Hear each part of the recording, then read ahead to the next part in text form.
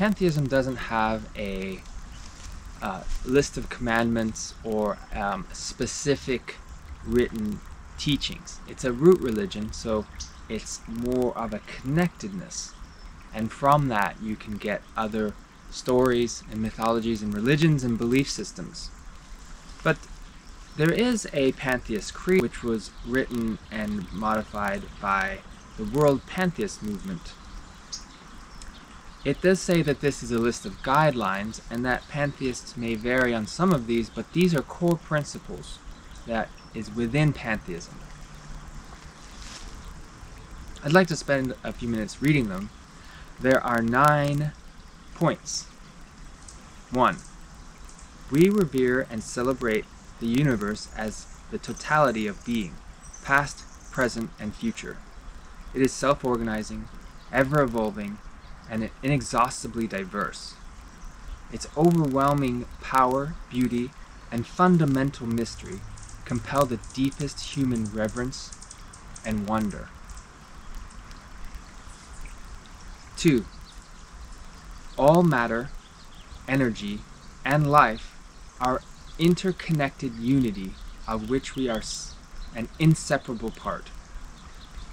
We rejoice in our existence and seek to participate even more deeply in the unity through knowledge, celebration, meditation, empathy, love, ethical acts, and art. 3. We are an integral part of nature, which we should cherish, revere, and preserve in all its magnificent beauty and diversity. We should strive to live in harmony with nature, locally and globally.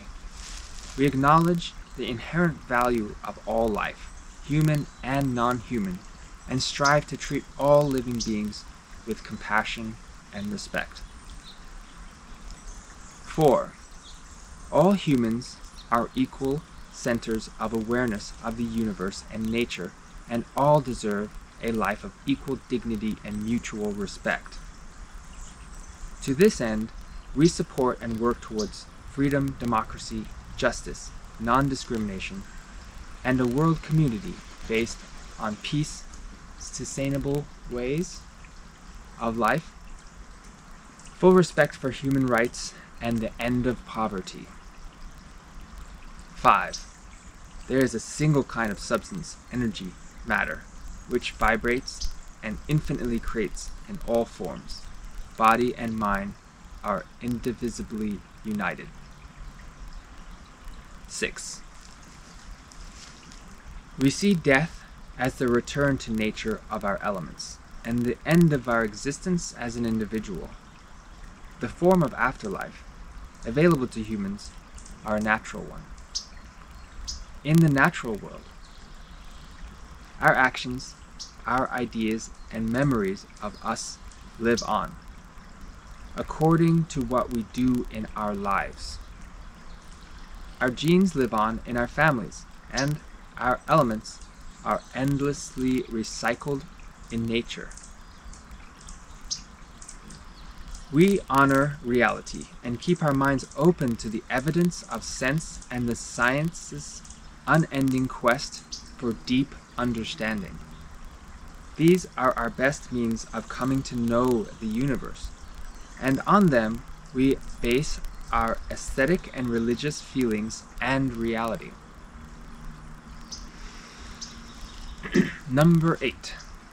Every individual has direct access through perception, emotion, and meditation to ultimate reality, which is the universe and nature. There's no need for mediation by priest, guru, or revealed scriptures. 9. We uphold the separation of religion and state, the universal human right of freedom of religion. We recognize that freedom of all pantheists to express and celebrate their beliefs as individuals or in a group in a non-harmful rituals, symbol, or vocabulary that is meaningful to them.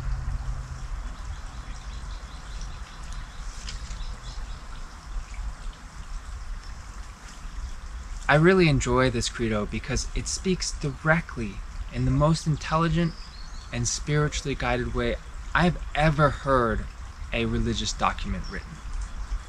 It is clear, it is concise, it is relevant, it is meaningful, it is important.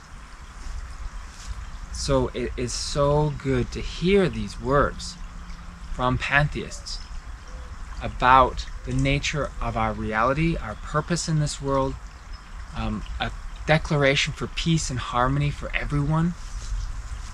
It's just a wonderful thing to hear, and something that, as a global society of humans, we now need to be moving in this direction if we wish to live in harmony, because the alternate to that is what we have now, which is that we have different tribes, nations, religious beliefs that don't get along. They don't have a clear guidance system like this.